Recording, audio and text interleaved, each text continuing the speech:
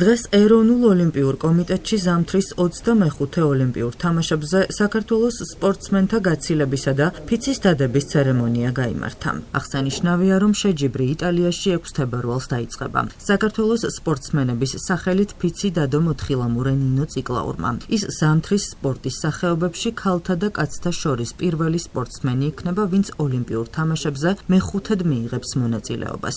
აღსანიშნავია, რომ ზამთრის 25-ე ოლიმპიური თამაშები მილანსა და კორტინაში გაიმართება. საქართველოდან 8 სპორტსმენი იასპარეზებს. ისინი მონაწილეობას მიიღებენ სპორტის 2 სახეობაში, ფიგურულ ციგურაობასა და სამთო თხილამურობაში. გახსნის ცერემონიის მთავარი ღონისძიება 6 თებერვალს მილანში ჩატარდება. საქართველოს მედროშეები იქნებიან მოციგურავეები ლუკა ბერულავა და დიანა დევისი. კორტინაში კი მოთხილამურეები ლუკა ბუჩუკური და ნინო ციკლაური. საქართველოს დელეგაციას ოლიმპიური კომიტეტის პრეზიდენტი ლერი ხაბელოვი უხელმძღვანელებს. ოლიმპიურ სოფელში მისიის ხელმძღვანელი იქნება ფიგურული ციგურაობის ფედერაციის პრეზიდენტი მარიამ გიორგობიანი. ველით რომ ჩვენი სპორტსმენები დიდ წარმატებას მიაღწევენ მილანი კორტინაში, თქვენ იცით რომ 6-22 თებერვალს გაიმართება ოლიმპიური თამაშები.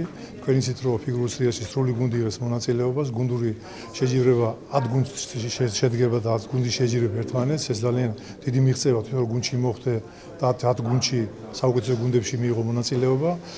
და რა თქმა უნდა ფიგურულ სრიალში არის ყველა იგივე დისციპლინები, ნებისმიერ დისციპლინაში შეუძლია რომ ნებისმიერს მედალი მოიპოვოს, რამე თუ საბავს გვაძლევს ის წარმატებების მიაღწიეს ჩვენმა სპორტსმენებმა. თქვენ იცით რომ ბოლო 2 ევროპის ჩემპიონი გაგვიხდა 2 დისციპლინაში. ეს ძალიან მნიშვნელოვანია და თქვენ იცით რომ ზამთრის სახეობა ჩვენთან რო იტყვიან ფეხს იკრებს და ალბათ უნდა აღინიშნოს რომ ის ნაბიჯები რაც გადაიდგა მთავრობის მხრიდან ოლიმპიური კომიტეტის პროგრამებით სამინისტროს მხრიდან რაც გაკეთდა 2025 წელს, როდესაც ჩვენ ჩავატარეთ ევროპის ახალგაზრდული ფესტივალი, სწორედ ეს გამოძახილია, სწორედ ის არის რომ სწორედ მივიდივართ, სწორ მიმართულებით ვითარდება ზამთრის სახეობა და მე მინდა ყველა სპორტსმენს ჩვენ 8 სპორტსმენით მივიღეთ მონაწილეობას. სპორტის უსურო წარმატება და სწორედ რომ მინდა რომ აი რაც თქვენ თქვით და რაც ჩვენ გაცდები გვაქვს რომ ისტორიაში პირველად ოქროსასოები ჩაიწეროს რომ პირველად იტალიაში ჩვენმა სპორტსმენებმა მოიპოვეს მედალი. საქართველოს ნაკრები არის უმაღლეს დონეზე მომზადებული, რაც სულ ცოტა ხნის წინ ევროპის ჩემპიონატზე ვფიქრობ, რომ შედეგები თვე დაფიქსირდა. ეხლა მთავარი არის, რა თქმა უნდა, ფსიქოლოგიური მდგრადობა, თუმცა ჩვენი გუნდი მზად არის ბრძოლისთვის და მხოლოდ უმაღლესი შედეგებისთვის.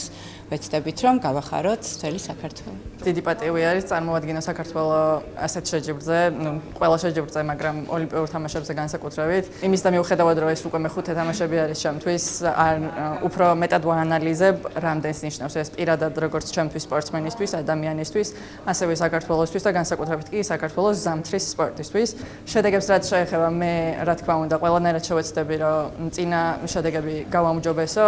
ზამთრის სათხილამურო სპორტი ძალიან რთული სპორტი არის და ასე რომ პრეტენზია მე ნამდვილად არ მექნება მედალზე, ჩემთვის იქნება მთავარი მიზანი შევიდე 30 ელულში. დიდი ხანი ვემზადებოდი ამ დღისთვის.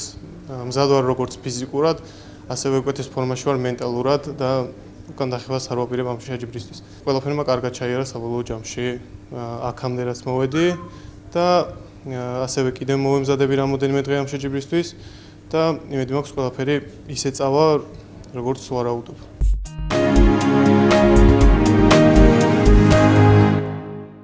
თბილისში მიმდინარეობს საქართველოს ქალთა 93 და ვაჟთა 95 ჩემპიონატი ჭადრაკში. ამ დროისთვის მეოთხე ტური დასრულდა. საქართველოს ჭადრაკის ფედერაციის წარმომადგენელმა სოფო ნიკოლაძემ მიმდინარე შეჯიბრზე დეტალურად ისაუბრა. მისი თქმით, საქართველოს ქალთა 93 და ვაჟთა 95 ჩემპიონატის უმაღლესი ლიგის პირველ სამეულში გასული პირები 2026 წლის ევროპის ჩემპიონატში მიიღებენ მონაწილეობას.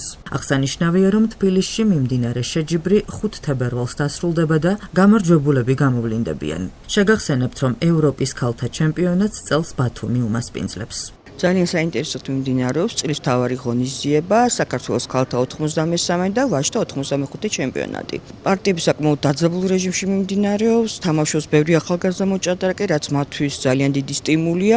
ესევე აღსანიშნავია ჩემპიონატს განსაკუთრებულ ელფერს მატებს ევროპის მოქმედი ჩემპიონი ნინო ბაციაშვილის და ევროპის ვიცე-ჩემპიონის ბელა ხოტენაშვილის თამაში. ესევე ვაჟთა შორის ბაადურ ჯობოვას მონაწილეობა, რომელიც შეიძლება ითქვას, რომ ყველაზე საუკეთესო ყველა დროის ქართულ მოჭადრაკედ ითვლება. სამი ტურის შემდეგ ვაჟთა შორის ერთპიროვნად ლიდერობს ლუკა პაიჭაძე, ხოლო ქალთა შორის ახალგაზრდების წარმომადგენელი შეიძლება ითქვას მარიამ ცეცხლაძე და მერი არაბიძე საქართველოს ქალთა ნაკრების წევრი.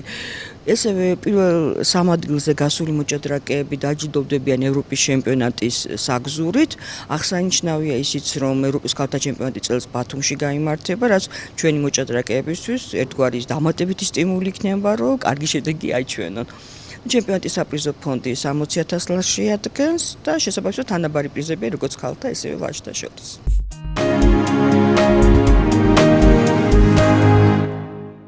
პრესბიოპია არ არის დაავადება. ეს არის ასაკთან დაკავშირებული ბუნებრივი ფიზიოლოგიური პროცესი.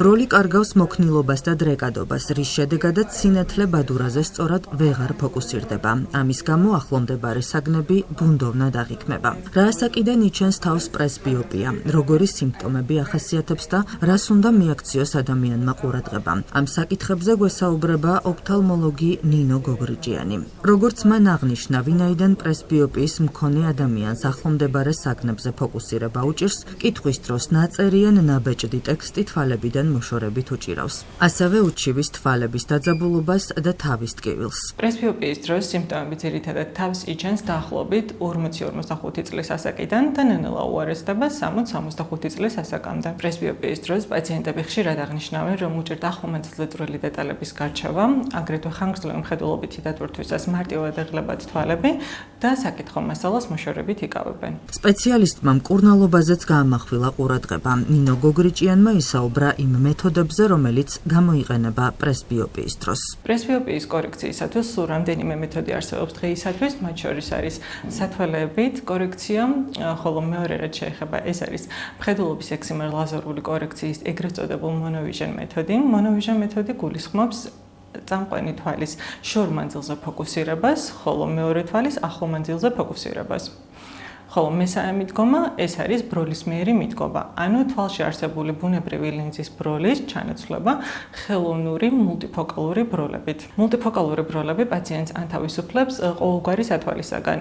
პაციენტი კარგად ხედავს შორს, საშუალოდ და ახლო მანძილზე ყოველგვარი სათვალის გარეშე. მულტიფოკალური ბროლების იმპლანტაციისათვის აუცილებელია თვალში არსებული ბუნებრივი ლინზის ბროლის შესაბამისი მდგომარეობა, რაც გულისხმობს, რომ ის შესაძლოა იყოს გამჭვირვალე ან სანახევროდ შემღვრეული.